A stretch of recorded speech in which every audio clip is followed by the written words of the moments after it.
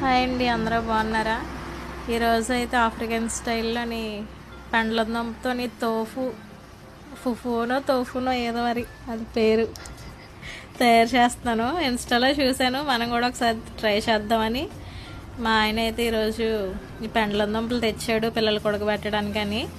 అదొకటి తీసి ట్రై చేద్దామని. ఇది ఫస్ట్ నీట్గా క్లీన్ చేసుకొని అది పైన తొక్క తీసేసుకొని చిన్న చిన్న ముక్కల్లా కోసుకోవాలి. దీన్ని అవి కోసుకొని మిక్సీలోని మెత్తగా గ్రైండ్ చేసుకోవాలి. దాన్ని ఈ గ్రైండ్ చేసుకున్న దాన్ని మనం స్టవ్ మీద ప్యాన్ పెట్టుకొని అందులో మనం కొంచెం ఇందులో చిన్న వాటర్ వేసుకొని అది డైరెక్ట్ ప్యాన్లో వేసేసుకోవడమే. మనం ఆయిల్ ఏం వేసుకోవసరం లేదు. అప్పుడు ఇది చాలా బాగా కలుపుతూ ఉండాలన్నమాట. గట్టిగా అది అడుగు అంటకుండా మనం కలుపుతూ ఉండాలి. ఇది ఒక జెల్లీలాగా అయిపోద్ది అనమాట. జెల్లీలా అయిపోయేంత వరకు మనం కలుపుతూనే ఉండాలి.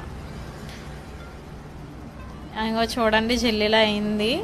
కలపలేకపోతున్నాం, అసలు గట్టిగా పట్టేస్తుంది ప్యాన్కి. ఇంకంతేనండి, ఆఫ్రికన్ స్టైల్లో ఫుఫు రెడీ అయిపోయినట్టే మనకి. ఇప్పుడు టేస్ట్ చూపిద్దాం మనం.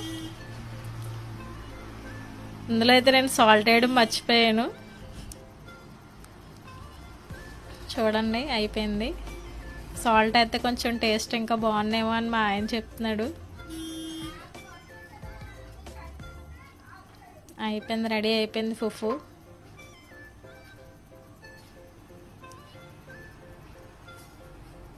ఇప్పుడు టేస్ట్ బాగానే ఉంది, కాకపోతే చప్పగా ఉంది. నేనైతే కొంచెం పెండ్లం దుంప తినడానికి స్వీట్గా ఉంటుంది కదా అని నేను అలా వేసాను. ఇప్పుడు మా ఆయన రియాక్షన్ చూడండి.